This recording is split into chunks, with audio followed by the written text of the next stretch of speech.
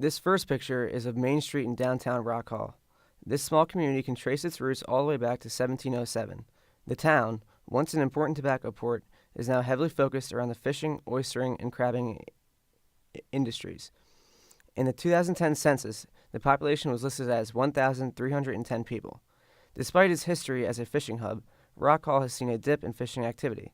This can be attributed to the economic recession across the United States, as well as other factors including environmental changes and fishing management changes. However, the dip in fishing activity has not harmed the spirit of the community. The town of Rock Hall continues to thrive as a tourist destination, and the fishing industry has begun to turn the corner and rebound. This is a mural painted on the side of the Bayside Foods building on the corner of North Main Street and Rock Hall Avenue. The students of Rock Hall Elementary School painted this mural in the early 1990s. This is one of many murals that can be found in downtown Rock Hall and in the marinas. Members of the community, such as schools or community organizations, paint most of these murals. The murals primarily pertain to things related to both Rock Hall and the Eastern Shore in general. There are multiple murals depicting fishing and watermen, and several more depicting the history of Rock Hall. These murals make the town much more vibrant and exciting, and they turn old buildings into canvases used to liven up the town.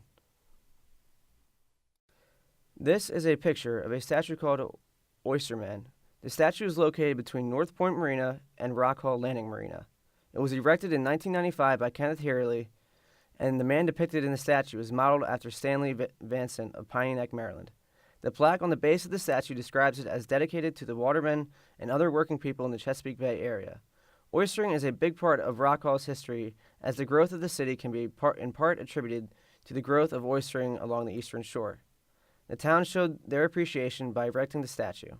This statue demonstrates the cultural importance of oystering and fishing to the town of Rock Hall. The Rock Hall Clam House is a key part of Rock Hall's history as a fishing community. It was once a processing center for boats returning from clamming. The fishermen would bring in their catch, and it would be processed and shipped from the clam house. After the decline of the clam industry in the 1980s, the clam house was soon abandoned and fell into disrepair. However, in early 2013, renovations and restoration of the clam house began. A mural was painted along the exterior by Ken Castelli, and the inside is still being renovated and repurposed.